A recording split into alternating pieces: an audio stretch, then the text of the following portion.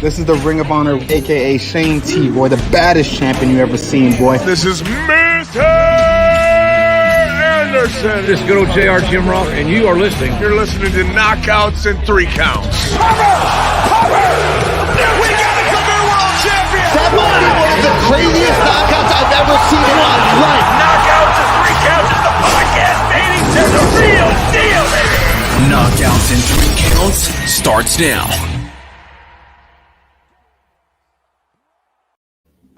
Ooh, what up, everybody? It's a Thursday. We are here. We're breathing. It's knockouts and 3 counts. So, like I say, it's going to be a big weekend in the world of pro wrestling. As NWA is doing it big with NWA 73. You got NWA Empowerr. I mean, we've kind of got a couple horses in the game. As past guests of the show, Marti, Belle, along with Detroit's own Pinkies Up, AK, will be in the women's tag team tournament. You've also got the Queen of Bad Street, the beautiful Miss Miranda, Gordy, will be in the women's tag team tournament. And then on NWA 73, you heard him say it here on the show himself. Mecha Wolf, along with his partner Bestia, is going to be going to war for the tag team titles against I don't know what he's going by. Aaron. He used to be Mizdow and his partner JR Kratos. I am Aaron sorry. Stevens, I'm flipping his last. There you go. Thank God. I was just drawing a blank on his last name like a complete rookie. Hot damn. If any of you guys are watching in the comments, feel free to roast me. I ain't scared. But how the hell are y'all gentlemen doing today? I'm doing fantastic. How about you, Corey? I'm doing good now. I had a long, hot, strenuous day out in this fucking lovely hot weather that we're about to be wrapping up. It's almost the end of August, so you won't have to hear me complain at the beginning of every show for too much longer. But man, it was fucking hot today. It was I was explaining it to Kyle earlier as I would work for about 20 minutes, get to the point where my shirt was so soaked that I had to stop and stand in front of the fan for about 10 minutes just to go back to work for another 20 minutes to sweat to the point where I had to stand. It was a reoccurring cycle of hot ass garage that hasn't been opened in like 10 years. So everything smelled like old funk and dirty cat piss. And yeah, it was fun. And there was an active bee's nest, so we had to stop the job halfway through. It was awesome. One of them lovely, what city were we in today? I believe we were in Redford, a lovely Redford job. So you can figure how old the garages are out in that side of town. I used to train in Redford, so. Yeah, well, the buildings, the commercial buildings aren't bad out there. It's the residential shit. All that shit's old as hell. Trust me, I'm in them houses all the time. But to wrap this long-winded how I'm doing on a Thursday up, I'm doing good. I just had to take a fat nap when I got home. That's all. Well, I apparently had a busy Thursday myself. As you can see from this clip, apparently I might have ruffled a few feathers today at the Cage Titans press conference. Let's take a look at what happened from Tuesday's show, which seemed to piss a few people off. This camp, and do you feel like there's any new wrinkles, or do you think it's just another day in the office? It's another day, man, another opponent. Fuck him, fuck his record, fuck his pedigree. I don't care what he's done. I don't care how hard he's training. It won't be enough. So, yeah, I'm ready. Another guy. I like that. That's the soundbite. End the interview. That's soundbite. He said, fuck him, fuck his camp, fuck his growth. He's still losing. That's the soundbite. Well, I mean, I didn't say it, but he said plenty. And apparently it was seen by his opponent, Joe Giannetti, because if you watch the Cage Titans press conference, which was live on their Facebook page, which you can go check out, and I'll put the link to in the description.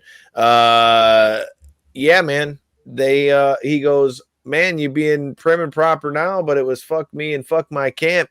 So, I mean, hey, dude, that just means people are watching, but I still am rocking with Solo Beast in this one. But as I said to the people who were commenting on Instagram, we got no hate for Joe Giannetti out here.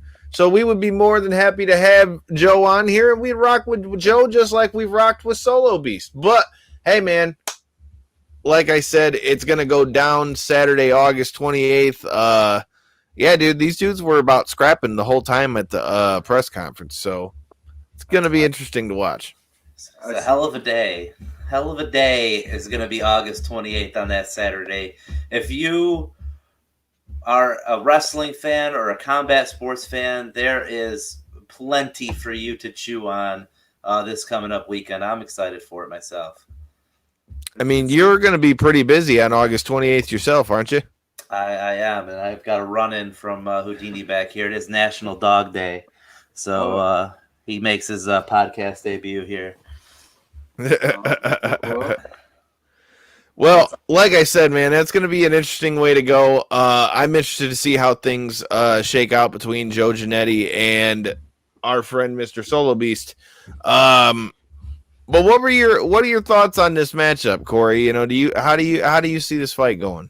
Well, I mean, of course, you know, like you said, of course, all shout outs to Joe Giannetti. Hope the best for him and stuff in every other fight except for this one because we're fucking rocking Solo Beast. But other than that, how the fight I see it going, I mean, he pretty much summed it up himself. He feels like he's going to be able to apply the pressure to him and get him out of there early. And that's, you know, what he was saying yesterday. If he is able to live up to his own expectations, then that's what I foresee happening. I don't know, man. Like I said, I think it's going to be quite the sight to behold. I mean, obviously we have the UFC is going on that night too, but I definitely am going to have to check out Solo Beast and check out that pay-per-view. Where can people see this fight of Estrell and Giannetti? So I will have the link to it in the description after the show, but if you go to Cage Titans, there's a link, and if you put Estelle on there, I guess the fighters are getting credit for the people that are buying the stream. So do it. So yeah, make sure you guys do it that way. At the press conference getting hyped today, we got my boy here, Kyle, knockout and 3 count. He's getting us up. You got Corey here. I mean, these guys have been pushing the fights for years now. And now you got a chance where this podcast, Knockouts and 3 Counts, has created a buzz. It's gone viral for a day on a fight with some steam. Go to Cage Titans, click the little link, buy yourself the fight, Estrell, Giannetti, get it done. I mean, these guys created the buzz here. Do it for them. Do it for Solo Beast, who was just on the show Tuesday. Hook it up.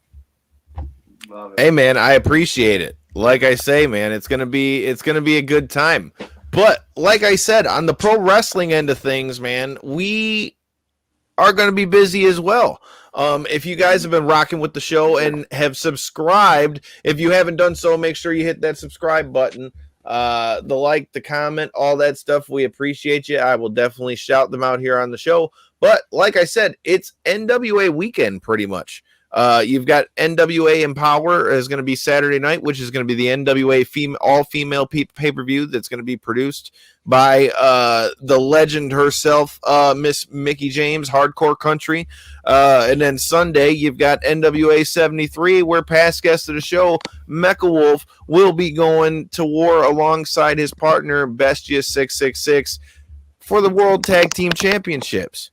I mean, Aaron Stevens and JR Kratos are a hell of a team, but I mean, dude, you heard it here on this very show. I mean, he said he wanted to see him and Bestia 666, you know, back in the main light as a tag team, and he was talking about Ring of Honor. Well, it seems they've found their way to NWA, and I mean, hey, dude, they might be getting them some gold come this Sunday. Well, it should be a hell of a matchup because you've got quite the contrast in styles between the two teams there, and you know, Mecha Wolf and Bestia 666 they're going to bring that high energy, high flying style. Aaron Stevens is going to ground you down. He's going to pound you out. He's your traditional classic throwback wrestler. And Kratos, I mean, people are going to get Mecha Wolf better protect his neck because he's going to get thrown. I mean, that's a pretty safe bet when we're talking about JR Kratos. I mean, he has been very active in the Josh Barnett blood sports. He's also doing his thing over in New Japan with New Japan Strong. I mean, JR Kratos ain't nothing to fuck with. It's that simple. He ain't nothing to fuck with. And speaking of Josh Barnett's Bloodsport, you know, one Gil Garado, the one who's training, I don't know, John Moxley. Hey, stay tuned. You might be seeing him coming to you real soon. I got to link up with him out at Extreme Couture, and Mox was in there training while we were in there as well. There was a lot of people inside Extreme Couture when we were there. Even Detroit's own the Motown phenom Kevin Lee, who's getting to go to war this weekend. So I mean, like I said, it was good times in Vegas, and I've officially got a Sabu story now. So yeah, it was interesting. Don't we all? But yeah, with Mecha Wolf, I mean, I personally knowing him, I mean, I'm hoping Hammett can pull it off and get some gold in NWA. He's worked his ass off for a very, very long time, and friend of the show here, someone I've been on shows with long time ago. So, you know, just pull him for the guy. Hopefully they can pull off the upset over Stevens and Kratos. But yeah, you got a Sabu story. I mean, anymore you meet the guy, you're gonna have a story. Hey man, it was a good time, dude. I mean, shout out to Johnny and shout out the Nerd Bar out there. If you're ever down by Fremont Street, make sure you check them out. The hospitality was A1. Like I said, legit too. That place seemed like a cool ass spot from all the pictures and stuff I've seen. It looked like it was pretty. See, Corey, this is why I'm trying to drag you out the house, brother, man. It ain't dragging me out the house to get to Vegas. I gotta fucking take the old lady on a trip before I can get the okay to just fucking fly across the country.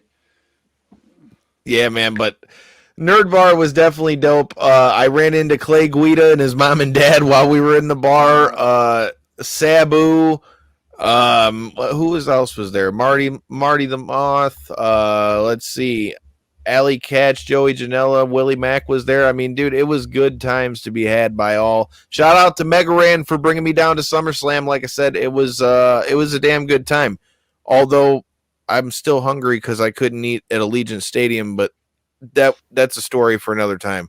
But like I said, let's talk about what's going to go down. And since we're gentlemen here on Knockouts and Three Counts, let's start with NWA Empowerr. You've got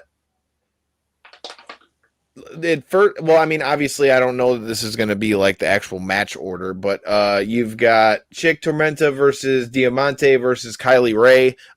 It's great to see Kylie Ray back wrestling, man. I mean, they've said that she's had some mental issues and struggles to go over. And I mean, look, I will never in my life ever say anybody about having dealing with that kind of stuff. I'm just glad to see her back. I mean, I was glad to see she had went to Impact and then she went away for a little while. So it's good to see her back here at NWA Empowerr. I don't know, man. I gotta say, if I gotta pick one out of the three of them, I'm gonna probably go with either Kylie Ray or Diamante. But if I'm a betting man, I'm gonna go with Kylie Ray. How are you feeling about this one, Priest?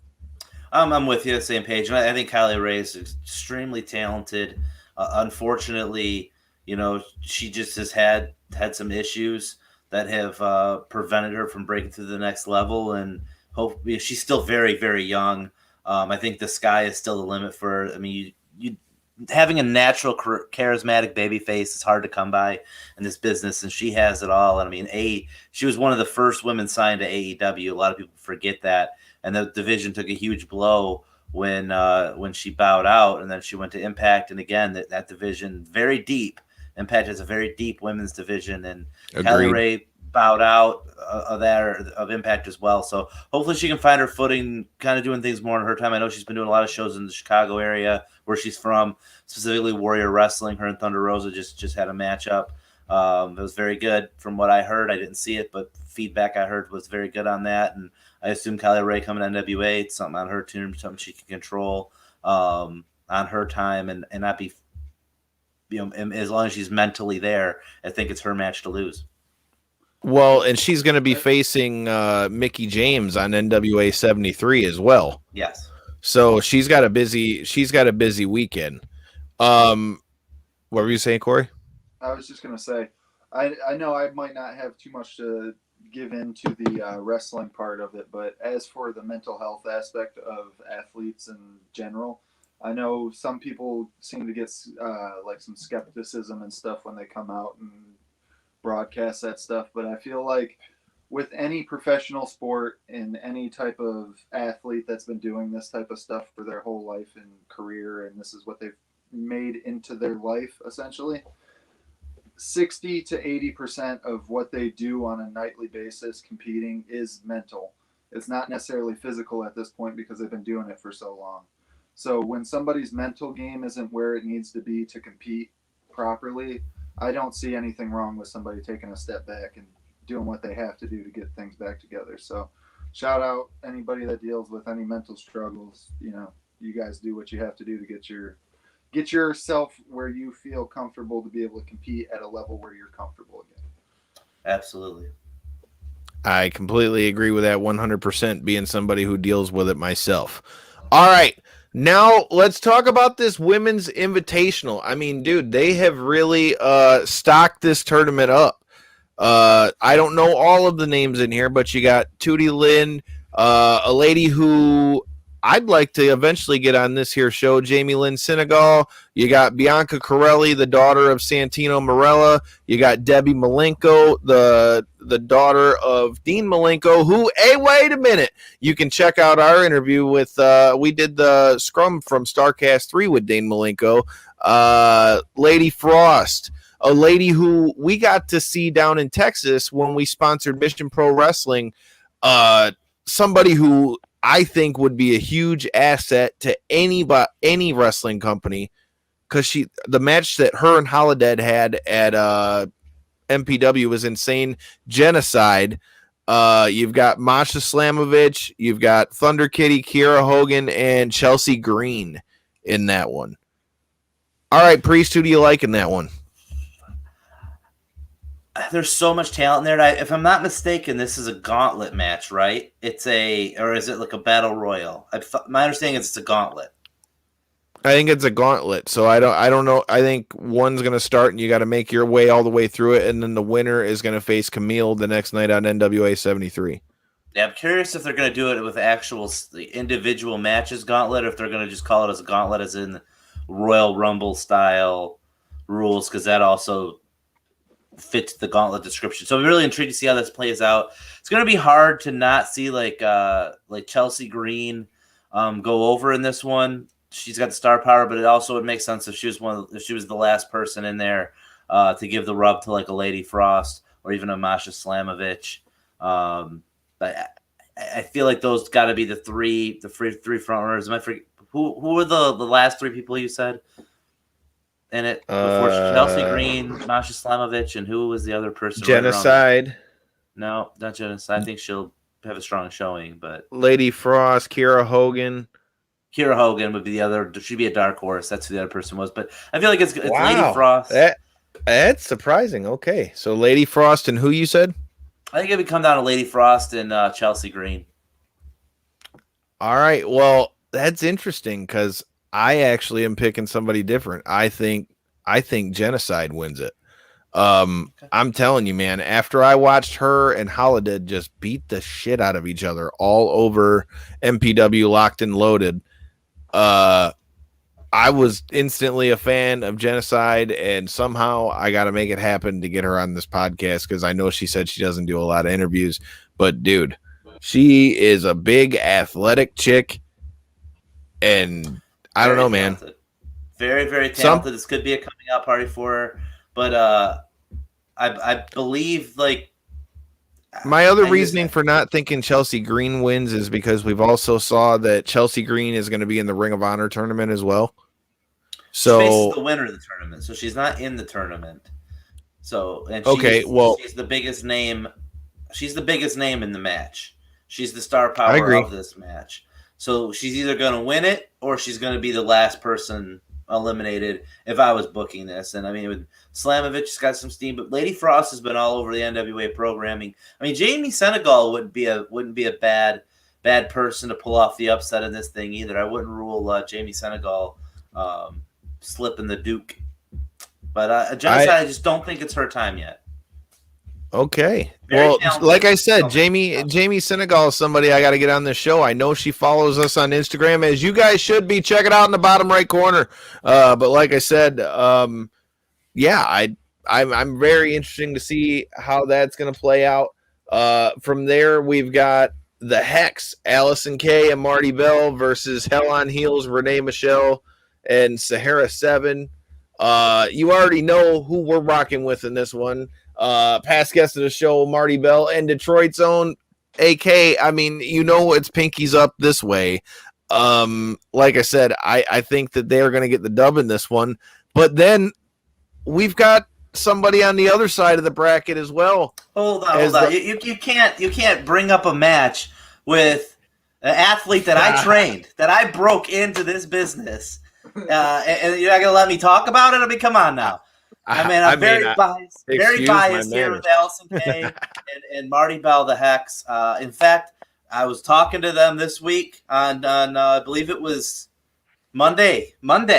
Talked about this. They went to Skull and Bones in Toledo. We went over some tag team combinations, some tag team moves.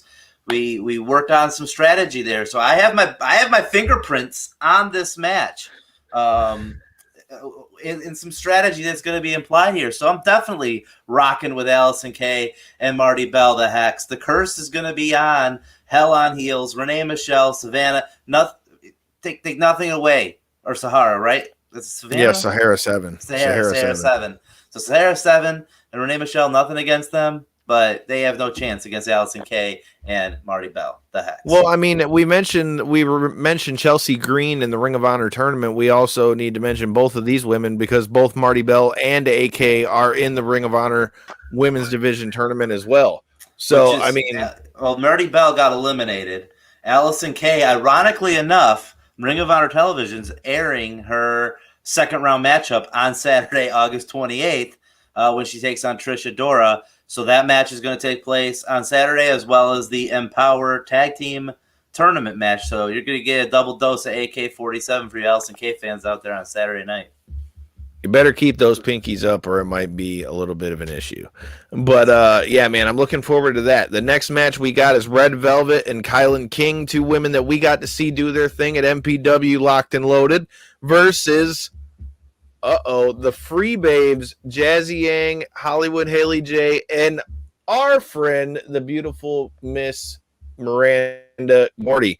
Like I said, this is going to be a hell of a match. I'm stoked to see Miranda Gordy, out here getting on another bigger stage. I mean, we know she's already been doing her thing with SWE Fury and all that, but I'm interested to see what we're going to see from the Free Babes. Self-admittedly, I don't know as much about the other two, but if they've got Miranda at the helm, I'd say they got a good chance of getting a dub, but they got a hell of a team to go against in Kylan King and Red Velvet. It'll be interesting to see which two of the three of the Free Babes go at it. I mean, Jazzy Yang, Jimmy Wang Yang's daughter.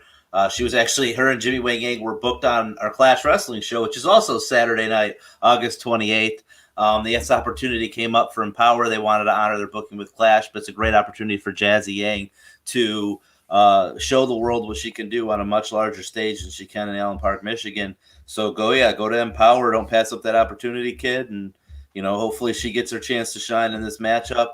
Hollywood Haley J, I'm drawing a blank on whose daughter she is, but she's also a second-generation wrestler. So two of the three Free Babes, no matter what, you're getting two second-generation wrestlers. But Kylan King and Red Velvet, coming off AEW TV, these are two women who are really starting to make a name for themselves. I think they're a little – the thing that makes this match relatively interesting is all these women aren't super seasoned veterans. They're all still relatively new to their in-ring careers. So Miranda Gordy might have the most experience out of all of them. But the second generations, that's in their bloodline. So it should make for a real interesting matchup. But Kylan King and Red Velvet definitely have the tougher competition under their belt at this point in their careers. So I'm excited to see this matchup just because it's a very curiosity factor peaking for me. I'm trying to look for who her father is. Go ahead, Corey. While you look that up, actually, perfect. What weight do you guys put in the whole second generation thing? Like, is it more so just like a networking thing, or like where your ability to know trainers and everybody in the whole network of wrestling? Like, do you think the networking is bigger, or like the fact that, like you said, you've grown up watching it or whatever the case because your dad was competing and mom, whoever the case was.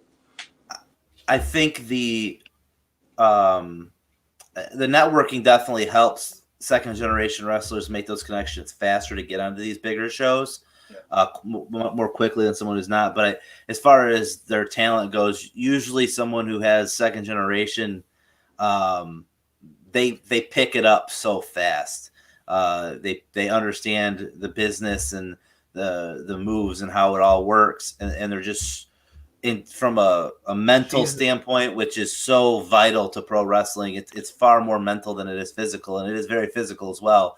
But they're just light years ahead of anybody else that's trying to break in at the same time. And that's where they get the major advantage. Their psychology is always better. Their storytelling is always better. I mean, the in-ring work usually gets there a lot faster than it would be for someone who doesn't have that. But go ahead, Kyle. You had some. So it's not, she is second generation, but it's not her father. It's her mother was the amazing Maria. Okay. Amazing Maria. Yeah. IWA Mid-South fame all over Indiana, Kentucky, Midwest. Well known, Amazing Maria. Yeah, so that's where the second generation comes for her. So like Priest was saying, Corey, the other thing too is I feel like the one thing that the second generation thing does undoubtedly is the knowledge that you get. Because you got to realize, like, you heard her talk about it when she was talking about how Kane beat up her Uncle Michael and how she's just walking around the back. And, you know, you've got Michael Hayes, who's arguably one of the best wrestling minds of all time around you all day. And you got, you know, and your dad was part of one of the biggest factions and groups of all time. I mean, dude, at the end of the day, you have to pick up knowledge around the way. And I feel like the people that you have looking out for you and giving you knowledge as you go through, I feel like it kind of fast tracks you in a lot of ways. Definitely. Not all second generation, third generation wrestlers, like, they all don't have the success. And then some have more success of their parents or grandparents. But mentally, they usually all have it. And a lot of times their success is at the fault of their parent, because especially back in the day with, like, coming out of the 80s, 70s, 80s, 90s, the pressure on the second generation wrestler was so high and so heavy. And then the father would try to force them down the fans' throats and they wouldn't connect. And the ones that had the most success were the ones that went to other territories and built their name up on their own. But those homegrown ones really struggled back then, to where now it's like a totally different, you know, generation and mindset. The business is far more open as well. Kayfabe is not anywhere near what it used to be. So it's just a different world when you kind of compare things. But some work out better than their parents. Others don't really work out at all. It's always fascinating, the whole generational thing. And in fact, there was an episode of Ramblings of a Grappleman where I talk about generational wrestlers. I don't remember what it was. Sometime late last year. Let's say December of 2020, I believe that episode came out. See, that's why you guys got to make sure you hit them damn subscribe buttons so that you don't miss any of that. Right. But to wrap up NWA Empowerr, you've got NWA Women's Champion Camille will be taking on legit Layla Hirsch. That's going to be, like I said, that's going to be a hell of a match. But I don't know, man. I don't see Camille losing that belt on that one. No, it's an interesting matchup too, because Camille's she's gonna be what, 6'1", 6'2", and she's a big girl, dude, and she's jacked. Layla Hirsch is maybe 5 foot tall. That's being generous. So a huge height difference in this match, which is always unique with women's matches, because we've seen it forever with men's matches, but a lot of times the women, you will get size differences, but you usually don't have a massive height advantage like this with two high-level athletes. So it'll be really interesting how this match plays out. I'm going to lean to you with Camille. She just won the belt. Was it April? It was earlier this year, I believe. And, yeah, she won it from Serena Deeb. Yeah, it was a couple months ago before Serena Deeb went out with her injury, and Camille I mean, this is a big weekend for her. This is where she can cement herself as a legitimate champion, because Allison Kay had the belt with the resurgence of the NWA. Thunder Rosa took the belt. Like, Allison Kay brought the NWA Women's Championship up to a level. She traveled the country defending it. Thunder Rosa beat her. She took it to national television with AEW. Serena D beat her, kept it there on that high level. It's gone to Camille through this pandemic in recent months. Camille hasn't had a chance to really shine and showcase, with NWA now being on Fight TV and not on YouTube. So this is a big opportunity for her to show what she can do and keep the belt up that level and not sink it down. It's going to be interesting, man. Like I said, because then let's not forget, I mean, Camille is going to face the winner of that tournament in night 2 for NWA 73. So, shoot, and I just accidentally knocked out the card. I'm pulling it back up here. Let me see. There you go. Anyway, so night 2, you got NWA 73. Like I said, we've got more past guests on the show, and if you guys check out in our past episodes, you can see our episode with Mecha Wolf, who will be going to war for the NWA World Tag Team Championships alongside his partner Bestia 666 versus Aaron Stevens and JR Kratos. But that's not all that we've got on that show. You've got the NWA National Championship #1 contender battle royal with 12 participants in there.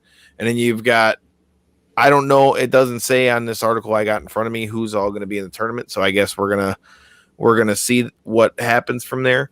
But you're also going to have Tyrus, Massman, and Jordan Clearwater versus the Pope, Pero, and Odinson, which, if you've been watching NWA at all, I mean, Tyrus and the Pope have been feuding back and forth for the NWA Television Championship. So, I mean, some names from back in the day from Impact, huh, Priest? Yeah, no doubt about it there. I mean, Pope is another guy I've shared the ring with. I've gone, I know him, so I'm always going to pull for him in this matchup.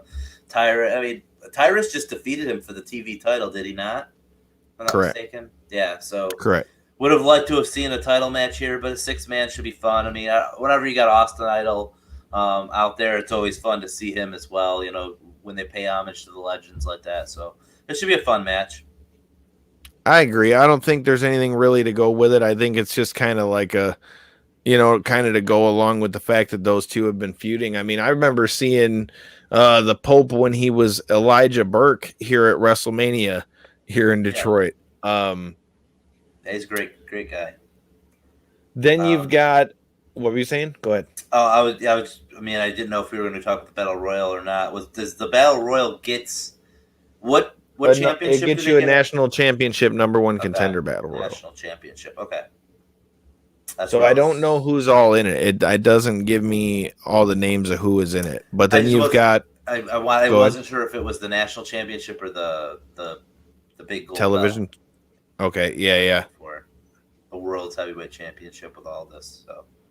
Well, that match has got plenty of stipulations on it in itself. I mean, you've got, as he mentioned, we've got the NWA World Heavyweight Championship between Nick Aldis and Trevor Murdoch. And I mean, Nick Aldis, man, you can't not take your hat off to that guy with the way that he's really been like the face, the stamp for NWA as they've had their resurgence.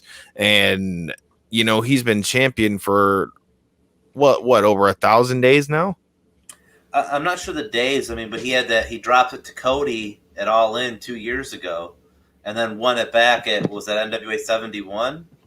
At NWA 70. Oh yeah, so that was 3 years ago then. Yeah.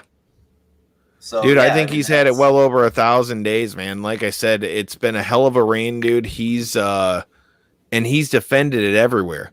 That's the thing. That's what I really have respected with the NWA. They've really brought back the traveling champion. Like, he's defended it everywhere.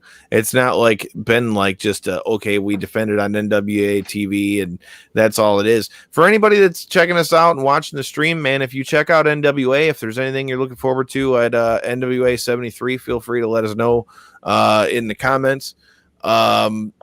Yeah, but we can say for the better part of the last 4 calendar years, Nick Aldis He's been the world champion. He's essentially been the world champion minus that 45-day run or whatever it was that Cody had. Because I know Aldis and Tim Storm, it was between October and December of 17, they were feuding, and Aldis won it at the end of 17. So he had it all at 18, except for the little cup of coffee with Cody, but he's had it all at 19, all 20, and all 21 so far. So I've been hoping ever since that match with Cody that they'd run that back. Yeah, I expected that to happen as well, especially with when the NWA Women's Championship showed up in AEW. I felt like all this was coming next, but that hasn't happened yet. And who's to say it still can't? But let's hope they do, man. With Murdoch, I mean, who knows? Murdoch could pull it off, end the run, and hoist the gold up over his head. And I mean, he was trained by Harley Race, and he ran Harley Race's school for a long time. While Harley was on the mend, I mean, Murdoch was basically the head trainer there and teaching guys the ins and outs, along with Beer City Bruiser. You know, the two of them guys really ran that Harley Race school, so I know it would mean a lot to Murdoch to win this championship in homage to Harley. And not to mention, Murdoch put it on that if he loses, he's done.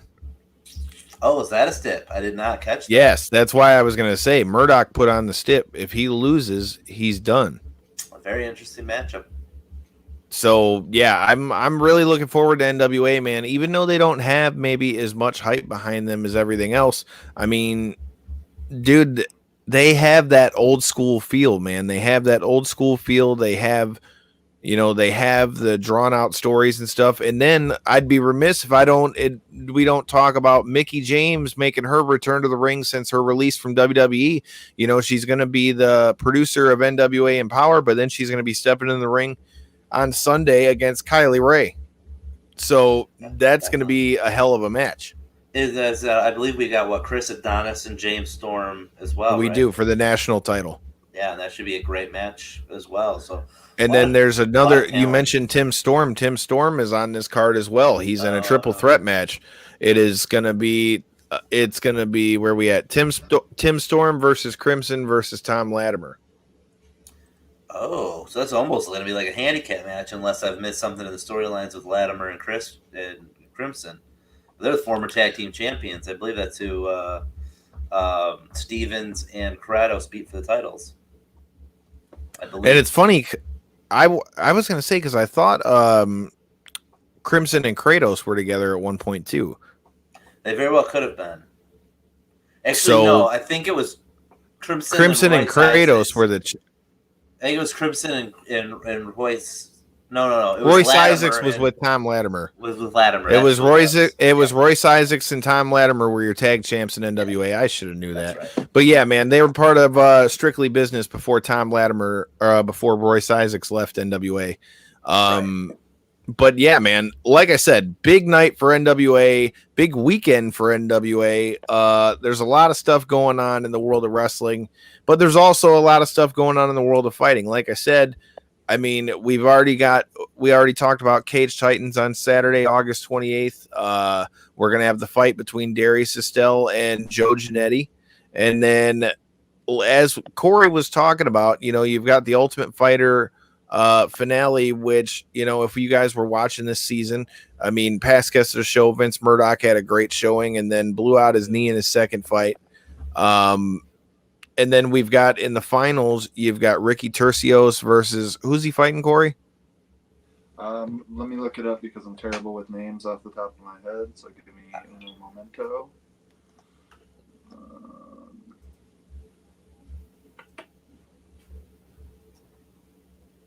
How has the Ultimate Fighter? When did it come back? This is the first season back. This is the first season back they brought back. Was it like was it like the classic Ultimate Fighter? They had the house with 16 people in it, or was it? Yep. They had just the traditional Ultimate Fighter. Okay.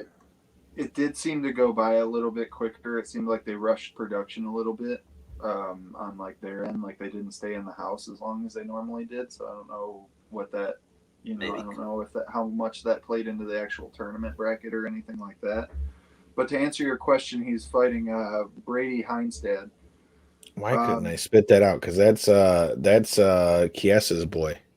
Yeah, which just to begin the point that I was gonna make, I always look these fight cards up on Google. Google seems to be pretty consistent with them. I have a couple sources on Twitter too, but those aren't always the most accurate. So I just usually let Google do its thing. Google didn't even bother putting a picture of the guy that's fighting in the Ultimate Finale. I get that he hasn't made his name in the UFC, and sometimes they do that with some of the up-and-coming fighters and stuff where they haven't even bothered uploading a picture. But you're talking about somebody that you're about to put some serious promotion into and stuff like that you've already spent a whole season worth of content to try to build up. And it kind of lends into the point I wanted to make, which is that this is going completely under the radar, but it also lends to the point that I feel is the bigger picture in all of this, is that the UFC is at this point more so about the UFC brand than it is about its individual fighters, whether it be never was about the individual fighters. Well, there was moments where individual athletes and stuff, and especially when you're talking tough finales and stuff like that, like these people have usually gotten big promotional pushes and stuff, and we're talking to the point now where they're not even bothering putting pictures up for the people. I mean, that's pretty big of a difference, I believe. I mean, it also, you got to look at the strength of what else is on the card too, man, because like I'm looking down this card, so you've got the main event is Edson Barboza versus Giga Chikadze, which it'll be a banger of a fight, but it's not the biggest name value. Then you've got Brian Battle that was on the show against Tresean Gore. I think it'll be a dope fight, but again, I've been watching. Tresean Gore's out. Okay, so who's Brian Battle fighting now? Gilbert Urbina, the guy that Tresean Gore knocked out in the semifinal. But Urbina has the pedigree, being that two of his brothers were in the UFC too, I believe. Yeah. So I mean, that'll still be a good fight, because in my opinion, Brian Battle, dude, is one of the, has been one of the dark horses on this whole thing. He was the last pick for Volkanovski, and then has been just beating everybody's ass. Yeah, and he's been probably my fan favorite in the welterweight side of it, or middleweight side, sorry. But he's been my kind of fan favorite throughout it all. Like, you could see his progression and his skills and stuff. And, that's one thing to kind of peel back the curtain on the Ultimate Finale or the Ultimate Fighter that I kind of wonder is, because all this editing and stuff is done post, like they know who won the fights and stuff, or are they doing the editing in between episodes so they're not necessarily leaning any direction? Because it seems like whoever ends up being the finalist, they kind of like navigate you in that direction. They want you to either like this guy or dislike this guy by the end of the season. Like they tend to show. Well, I mean, dude, for the most part, I mean, when you come out of those tryouts, they know who the top dogs are. Well, like to the point, they did a tryout on hand in front of the coaches, and he was the last one picked. So sure, yeah. But that happened. But there's always a dark horse. But by and large, there's a reason why there's a couple of them that have the camera towards them most of the way, because they know when they come out. They know when they come out of that tryout, for the most part, which way they think it's going to go, or at least what way they'd like to see it go. I'm looking down the rest of it. Not a ton that jumps out to me, but past guest of the show, Sam Alvey, stepping back into the motherfucking cage against Wellington Turman. I always got to go with Smiling Sam. Smiling Sam is cool. Yeah. It was dope to have a couple beers with him back at UFC 218 down at Harry's in Detroit. Like I said, I definitely got to go with Sam Alvey. Abdul Razak Al Hassan. I always enjoy watching him fight. Caitlin Vieira. versus Sarah. Yeah, Man, that and doesn't sound right. Because isn't she fighting Misha Tate? That fight got canceled as well. What? See, that's why I look at Google. What fight card are you looking at? I'm just looking at what they had for the Ultimate Fighter fight card because I'm pretty sure isn't Caitlin Vieira who Misha Tate's fighting now? Was it UFC? Cage Side Press, dude. Real quick is a question on old Smiling Sam Alvey, because he was on an Ultimate Fighter season. I believe it was Roy Nelson was a coach. Shane Darwin was a coach. And I feel like that was when Ultimate Fighter kind of peaked. It had already peaked and was on a downturn then. So when you guys were talking about how there was just like no stars, the UFC wasn't pumping the Ultimate Fighter after really the heavyweights, the first heavyweight season, which was like season 10. After that, it just felt like the Ultimate Fighters were just getting guys in and out. And Smiling Sam, I mean, that had to have been 2013 maybe with Carwin and Nelson, 2012. So the fact at least that been around the UFC this long is a kudos to him, and I'm happy to hear him being on a fight card. I like me some Smiling Sam now. Yeah, he just fought about a month or so ago. He believe he lost by submission, didn't he? And I thought he was going to be done. Yeah, I was worried that was going to be the end, and I feel like he's got to protect his neck. Wellington Thurman is known to be a jiu-jitsu practitioner, and that's about the extent of his game. He's been exposed a couple times on the feet already, and since he's been in the UFC. So, it could be a good fight for somebody like Sam Alvey if he's able to apply the pressure and not get taken down. But we'll see how that one plays out for sure. I feel like he's had a rough couple of years because I remember him beating Marquardt, and I think he just traded wins and losses for a few fights, and it's been a while since I think old Sam's won a fight, unfortunately. Yeah. So hopefully he can get in the win column here. Definitely, unfortunately. Like you had mentioned earlier, Kyle, one fight that I definitely feel like deserves a little spotlight on it is the Kevin Lee versus Daniel Rodriguez. It was supposed to be Kevin Lee versus Sean Brady, which that fight just tickled every little MMA fan fancy in my body, but Daniel Rodriguez, a very game opponent stepping in. I'm a huge fan of D-Rod. I just feel like somebody like Kevin Lee, this is definitely a fight he should win, in my opinion. Daniel Rodriguez is a skilled fighter, but he's not necessarily to the level of a Kevin Lee, in my opinion. And especially with Kevin Lee moving up in weight classes, he's had all this time. Granted, he's coming off of 2 knee surgeries, so he's got 2 brand new, knees that he had to take time and recover from. But moving up to a new weight class, coming in at it in a different shape against somebody who, in my eyes, is definitely a more than winnable fight for him. I'm excited to see what Kevin Lee can do in 170. I really am. I've always been a big Kevin Lee fan. And this move up, I feel like, is going to be the best for him. I mean, he definitely will be a lot healthier, being that he's not going to have to cut that weight. And like I said, I saw him when I was up there at Extreme Couture in Vegas. He looked in good spirits. He looks like he's ready to go. Hopefully, one of these days I can bring Kevin to the show. Well, we've got one more fight to talk about. You got Jake Paul versus Tyron Woodley. You've got, let's see, I'm pulling up. I got the card here just to see who all else we've got on this card. All right. So the main event obviously is going to be what? They got Jake Paul as the favorite right now? Oh, he's a huge favorite. Significant favorite. Not just let me go bet $100 on T Wood. Like significant favorite. That's what they're hoping. That's what they want you to do, is go bet that money. But dude, I would take that bet on this one. Shout out to the boys at Barstool for making their claims too, because they're the exclusive betting rights for this fight. So if you want to bet on it, you have to use Barstool's betting site. But then I probably ain't betting. But you can bet on it through FanDuel and Fox, I know as well. Oh really? I know on his last fight. It was a big thing that I think it was FanDuel only, and then this one they made a big deal. If I'm not mistaken, like it's all sponsored by Barstool Sportsbook and everything. So I think Barstool has like boosts. They have odds boost. They have a lot more stuff with it, but you can still bet on the fight straight up through the other books.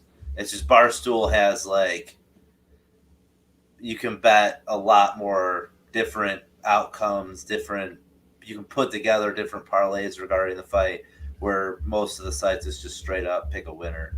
But yeah, Jake Paul was earlier today. He was like minus 225 favorite, and Woodley was like plus 154, I think, maybe 164. So it was pretty significant. I would bet on Tyron Woodley for them odds. This was before there was a press conference scuffle too, which may have changed odds. I don't know, Corey. I know you got the play-by-play on that. Yeah, I watched a couple videos on that to run anybody who may not have seen. MMA fan, famous person, Mama Woodley, got in a little confrontation with somebody of the Jake Paul camp, and it was to the point where security had to step in. There was like I was genuinely surprised there wasn't a fight at the end of it. It was that close to being a fight, and it didn't seem like it was just something that got put on to try to build hype or something like that. It seemed like somebody said something to the wrong person, and Mama Woodley wasn't having it. And shout out to MMA Twitter as a whole for having Mama Woodley's back too, because that was their justice was swift, man. I've seen probably 1,000 memes in a matter of 25 minutes, all defending her.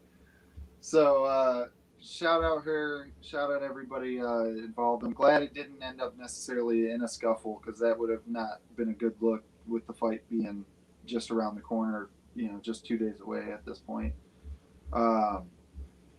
But I'm genuinely surprised it didn't end in a fight. It was that heated. It seemed real. It genuinely seemed real, at least. I mean, all I know. Go ahead.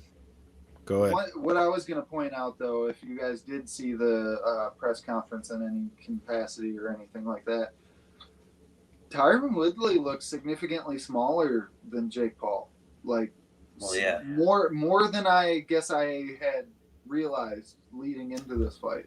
Jake Paul's a big kid. I think when he fought Askren, wasn't he listed at like 6'1"? He was at like 190, 195. Yeah, and I think he walked around at like 205, 210. Like, he is a big guy.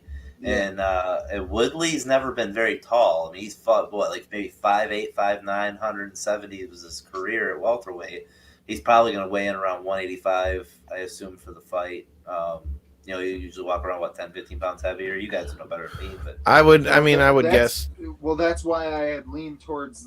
I was so surprised, is because Woodley's somebody being as ripped and jacked as he was. He'd always kind of came out saying, weight cuts aren't hard for me, but they're not easy. He was on the 20 to 25 round, spectrum of it. So he was the type that, at least if you can trust what people say in the media, because we all know fighters, when it comes to their diets, they don't always tell the truth. But he would say that he would cut roughly about 15 pounds through camp and then get to fight week and cut the final 10 was what his normal circumstances would be. So I figured he was going to be coming in cutting to get to the 190, but it's looking like he's going to be just the flat out 190, fresh as could be. So I don't know. It's an interesting dynamic. He's always fought taller fighters for the most part, so that's not necessarily anything new. I mean, but it's the still gloves. Size is a factor. Size is a factor, especially in a boxing match. Of all things, reach and the ability to be bigger than somebody who's not necessarily trained in the boxing domain. It's going to make a difference. Yeah, man, I'd like to believe that Tyron Woodley's boxing prowess will help him knock out Jake Paul, but at this point, I'm not putting anything past Jake Paul. I'd still bet money on Tyron Woodley, but I just pray to God that for MMA's sake, he doesn't beat another one, especially Tyron Woodley. That being said, I did go ahead. I did a huge shout out post to Tyron Woodley before his potential MMA retirement fight with Vicente Luque. I stand by all the words that I said in that post. I'm a huge fan of T Wood. I hope nothing but the best for him. I'm glad he's getting paid on this, but it is still a scary matchup. It is something he can win if he seems to be taking it serious. From everything I've seen, he's coming in great shape. So I hope, like you said, that he's able to pull it off. But after seeing how many MMA fans, partially me included, put our eggs in the basket of Ben Askren being the guy that defends MMA, I'm scorned to do that again with Tyron Woodley. I'm worried that my eggs are going to end up broken again, you know? And I saw that they're already starting to plant seeds for a Masvidal Jake Paul fight too. So we'll see what comes out of that. Who are you picking, Priest? Do you think that Woodley gets it done or what? I mean, Woodley has a better shot than Askren. Woodley had knockout power with 4-ounce gloves, but these are 16-ounce gloves. He's giving up size to Jake Paul. Jake Paul's got, about another 4 or 5 months of just purely boxing training under his belt, which you, being a fighter, can speak to how highly that is. You've now had – Jake Paul's had, 3 fights, and he's won them all convincingly. He's continuing to box. That's confidence and experience, which goes a very long way. T. Wood just picked up training to exclusively box right around the Askren fight. So, but at least we know with Woodley that he actually would train throwing hands. He's a much better athlete. Much better athlete. I think Woodley has a better shot than Askren did. I do worry about his chin. Well, yeah, that's always a concern. But the heavier gloves, I do worry about the size advantage and the reach that Jake Paul could have and have the strategy. But I think if Woodley can survive and get this thing deep because he's the better athlete, I think his conditioning might really kick in. And Jake Paul's he's the bigger fighter. He's never been in deep in a fight, a real fight. Maybe in sparring he has, but I feel like that's where Woodley's best chance will be to get him, as if it is in the later rounds. I don't think Woodley's coming out and finishing this thing in the first or second round. The longer it goes, I think it favors Woodley, unless he gets his ass kicked for 3 rounds and he's just on spaghetti legs. But I feel let's just hope he doesn't lose his gas tank. You had brought up the fact of his chin. I don't feel like his chin's necessarily in question. For being an older fighter, he's never the only fight that in recent memory that he got banged up recently, bro. By who? He got his last fight where he got buffed up. He got submitted to get finished. He did get punched. That was going to be the point I was about to make, is Vicente Luque was the only person that really got hands on him hard. Vicente Luque was beating his ass. Colby Covington took him down, ground him out. I agree, but I'm talking about the Luque fight because that was recent. Gilbert Burns hurt him a little bit, but most of those were body shots that ended up being the demise in that fight. And same thing with Kamaru Usman. Kamaru Usman, because that was like the big change of tides. Everybody was so shocked and surprised when Kamaru Usman was able to hold him up against the fence for 2 full rounds and just and I agree. I'm just saying with Vicente Luque being the more chin's necessarily the thing in question is what what I'm saying though. He didn't necessarily. He's not coming off of 4 losses that were all knockouts. None That's fair. I mean, like I said, I'm riding with T Wood. I hope he doesn't, I hope it doesn't go bad for him. If you guys are just jumping in, we're talking about Tyron Woodley versus Jake Paul.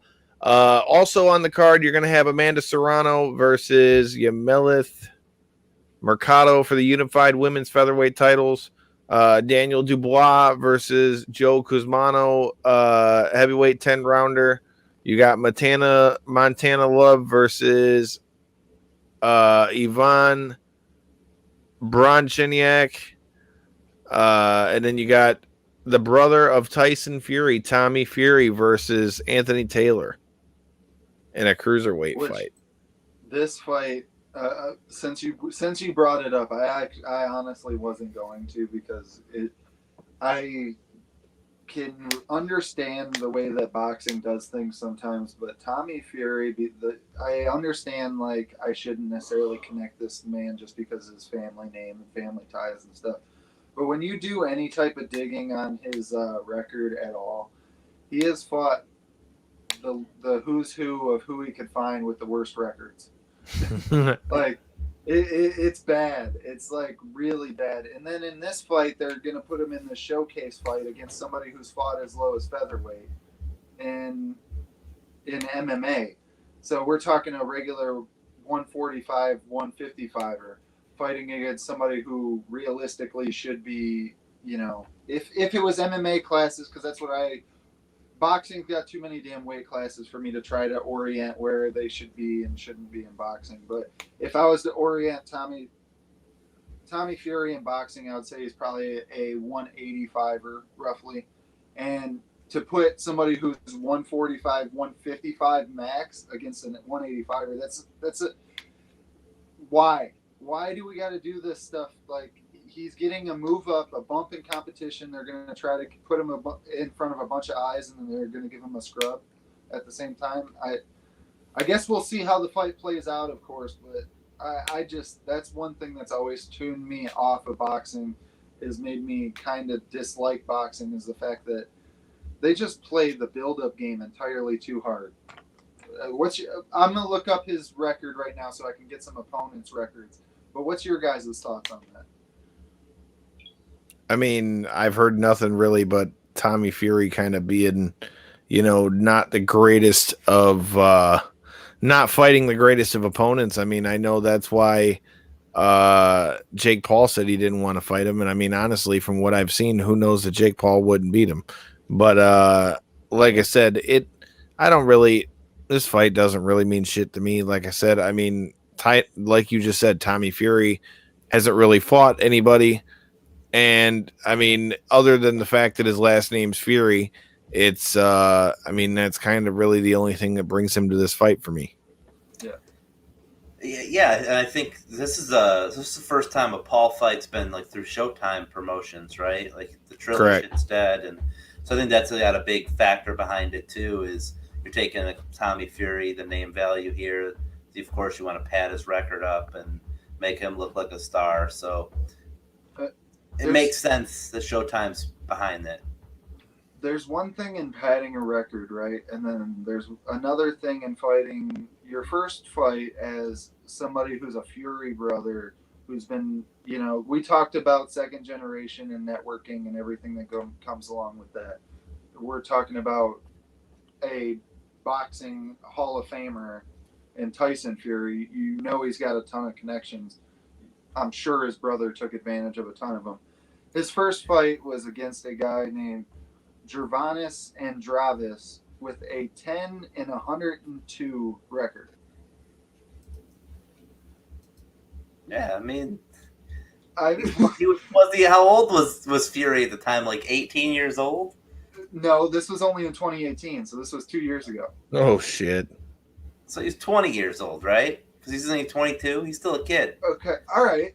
So we'll take a little step up in competition, right? So we got the win in this one. Everything's good. We'll take a step up in competition. We'll fight somebody who's 0-26 next. Yeah, it makes sense. Second career fight. Looking to get your second win. This guy hasn't won a fight. I mean, 20-year-old kid. I mean, I'm assuming all these fights probably took place in England too. Like he's probably never left the country. Well, but you're talking about somebody with a huge name in their home country, though. You got to build up a star. A big step up in competition here. We're fighting somebody who is now 2-26. That's right. Against the guy who's 2-0. It happens. It does. I get it. It's boxing.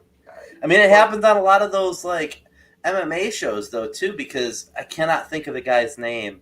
But way back in the day, early era of MMA, I mean, there was a guy. I mean, like Forrest Griffin. When you look at like Forrest Griffin's first couple fights in his career, he's fighting guys that are like 10-110 that have lost to Dan Severn 17 times. You're like, God damn, Dan Severn's beat this guy 17 times. Yeah. Why is he still fighting? Like that was like that all over MMA in the early years too. Well, dude, in the early days in MMA, it was the fucking wild, wild west, dude. Back when dudes would just pick a pair of N1 shorts out of the damn store and jump in the cage. You laugh, but I was around for it. I saw it. Yeah, I that's saw what it. Like, you would quickly see one guy would know how to train, and the other guys fought a couple guys in the street. That's pretty much what happened. And that's probably how boxing is in England, and they've got a Fury brother that they can make a star. Because wasn't he on reality shows too? Yeah. Wasn't he like a celebrity? That's his big claim to fame. I've Just- been seeing just a bunch of pumping up about it. Pump him up, make him a star, put him on the Jake Paul card in the States on pay-per-view. If this Anthony Taylor beats him, now you've got Anthony Taylor gets the rub from Tommy Fury. Otherwise, Tommy Fury beats him, he's 7-0, and you've got another star on the rise in boxing. It makes sense to me from a pro wrestling mind on what they're doing here, but it's just that's what's always been the problem with boxing. Take the pro wrestling mind out of it and look at it as an athletic competition. Oh, it's crooked as fuck, but that's boxing. Like, boxing is as crooked as it. Why are you acting surprised, guys? I'm not, and I'm just pointing out my I guess gripes with boxing and what has always made the sport semi less appealing. And to me, is a big reason on why we end up seeing like now where I feel as though MMA has taken over the dominant point in combat sports over boxing. And I feel like that stuff like that, like we see such a big thing about people like MVP or something getting like, oh, you fought cans, you fought this, that, and the other, but at least everybody he's fought in the last 3, 5, 10 years has had a winning record at least. You know, whether it be he still like fought cans too, dude. Or something, it's at least winning. At least you're above 500. He still fought cans. Yeah, but maybe not as big a cans as Tommy Fury, but he still fought cans. All right. And either way, go ahead. Well, I wouldn't be shocked if Mr. Owen 26, wherever the hell he's from, was paid handsomely too to take a dive to Tommy Fury, and that's why he's 0-26. Like, he's just a career diver. How like holy diver? How could you show up to the? I've been in the ring too long and fight like shit. Like, how could you show up to the gym again on the following Monday? Say you take a week off and you're like, "What's up, boys? How's everything going? Oh yeah, you won your fight. Yep, you won." Because if I made a bunch of money for doing so, fuck you. That's how. Yeah, I'm a man that has to feed 2 children and take care of a house, and I have some standards in my life. You're not going to see me rolling over in a boxing ring.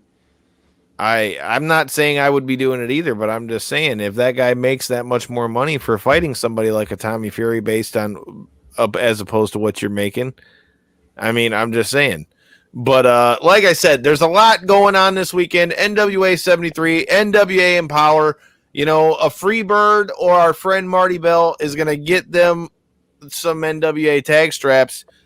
Like I say, it's going to be fun to see what happens there. And like I said, next week, Corey's going to be involved in seeing his first death match. He's going to be there at All Out.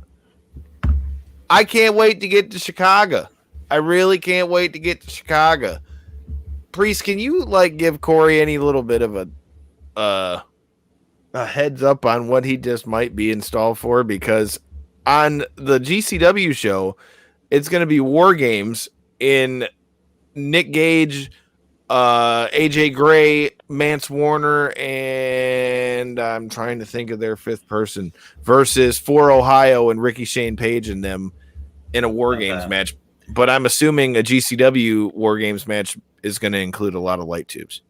No, there's going to be, you're going to see a lot of blood. You're going to see a lot of things that make you question the human beings doing these things to each other and go, well, but why? Like, whenever I see death matches, I ask myself, but why? A lot.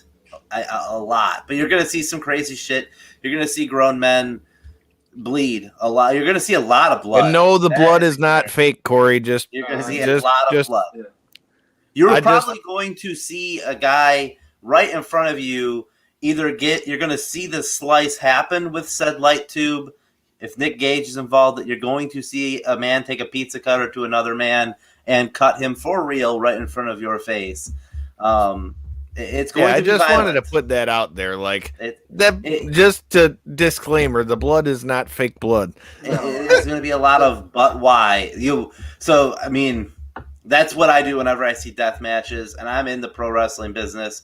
I've been on shows with death matches, and to this day, I just go, but why? Because those guys work their. It's ass gonna off. make for some stories, and we're gonna have to. It's gonna be so weird seeing the two complete contradictions of each other too. Yes, that's gonna be one thing, going from a full-fledged like pay-per-view event with all the production and everything that goes into it to a death match, like in a matter of a day. It's going to be an interesting. Well, I mean, don't get it twisted. I mean, GCW has a lot of good guys on their shows. Like, it's not all deathmatch shit. No, but I'm just saying, so you know, like, you're going to see a wide array of different shit there. It's not going to be all deathmatch stuff. The rabid indie crowd is, you know, the one thing that's going to be the common denominator is the rabid fans. It's going to be. Put it this way, when For Whom the Bell Tolls hits, shit's on. It's gonna go nuts. MDK all day. It's gonna be pretty insane there. And then I don't know, man. After you saw this promo, I mean, how are you feeling about seeing CM Punk in person? I've always, from a non-wrestling fan, I can understand why people like him. He's entertaining as hell. He's always done a good job of any spot that he could do well in. He's always done well in. I feel like he's one of those guys that is just consistent as hell, and there's a reason why he's gained this much fan momentum, because he is just consistently very good. And I feel like how to word this right is I'm very excited to see how everybody else's reaction is to it, because I might not have the same gut feeling and stuff when I see him take the stage as everybody in the crowd around me. But I'm very excited for that feeling. So you're most excited for the atmosphere, because it's gonna be wild, dude. Because you figure it's gonna be CM Punk versus Darby Allin. You're gonna have John Moxley versus who's Moxley facing at that? Kojima. There you go. They were just talking about that. I was trying to spit it out, but Moxley versus Kojima from Japan. I mean, we're gonna go through the whole card on Tuesday's show. We also are gonna be joined by a man who, if you're trying to bet, I mean, it's in the man's name. I mean, Ken Bank on it. Robles will be making his return, and I mean, he's part of the money team. So, I mean, if you're trying to bet your money, it's probably a good way to go. Like I said, we're going to be joined by Mr. Robles talking about his upcoming fight. We'll be talking about GCW here in Detroit, making their debut on Detroit on Thursday. I will be at that show. Ring the fucking bell. And then on Sunday, well, it's all out. And I mean, Corey's going to be there at GCW on Saturday. And then on Sunday, All Out comes to town, and let's go. Like I said, it's going to be a hell of a week. Make sure you guys hit that subscribe button. Make sure you hit that like button. And like I said, make sure you guys don't miss Ramblings of a Grappleman. Tell them about it, Priest. That's right. Ramblings of a Grappleman. We do break down the AEW show every week with an episode called Elite Edition. I occasionally will go on there with whatever's on my mind and all things pro wrestling. And then you also have football season coming back, so probably have some gambling episodes on there with the football season. That was a big hit last year, with gambling with a Grappleman. However, the wrestling fans, everyone's talking about their live shows. Everyone's talking about Saturday, August 28th, 2021. For those of you that want to go see a wrestling show in the state of Michigan, in your face, in all our backyards here in Allen Park, Michigan, Clash Wrestling returns for the first time since March 6th, 2020. So it's the first show in damn near 18 months. We're coming back, and we're excited to be back. We got Josh Alexander from Impact Wrestling on the show. Savage. Current X Division champion. We got Jake Christ, former X Division champion on the show. Nevaeh, Impact Wrestling Knockout. Of course, our champion Juntai has been representing Clash Wrestling. He's been in Evolve Wrestling. He's traveled all over North America. We got a stack show. Natalia Markova also on the show. She'll be wrestling. We know Miss Markova real well. So, very stacked show. Like I said, it's our return. We'll have Halal Beefcake as well, our tag team champions. And then all of our regulars, Cameron Sky, Tommy Tresnick, Elk, my good buddy Elk will be there, Wrecking Ball, the rest of H3RD, James Alexander. Just the list goes on and on and on. Damian Chambers will be making his Clash debut. So a lot of talent on this show. It's going to be stacked. Allen Park, Michigan, Saturday night. I'll be there hosting as always. Don't know if that stooge Matt Bishop is going to be there or not, but he's fresh off a road trip. I hope to see him on Saturday. But if not, maybe I'll have a different co-host. Who knows? But looking forward to it. Should be a lot of fun. Hey, if you ever need a guy, I know a guy. Hey, and I'm just if the opportunity knocks. You never know what's going to happen. But looking forward to see everyone there. And I'll have brand new T-shirts on sale as well for my fans that have tuned in here. And follow me on the social medias at Mathew Priest, 1T and Matthew, 1T and Priest. So that's all I got. I've rambled enough on your guys' show, and I appreciate you as always. Knockouts and 3 counts. You guys do a great job. No, appreciate Siri is telling us it's time to get the fuck out of here. But sounded like to go along with what Priest was saying, I mean, to give you an idea, I mean, dude, I've been going to Clash shows since I was a freshman in high school, dude. So it's Clash is bringing you good product. Like I said, make sure you check them out August 28th. Make sure you let us know at KO3C Pod what your thoughts are on all the weekend's happenings and all those good things. And like I said, we're going to be on the road next week. So if you're in the Chicago area, just so you know. The hype is real, bitch! We're done.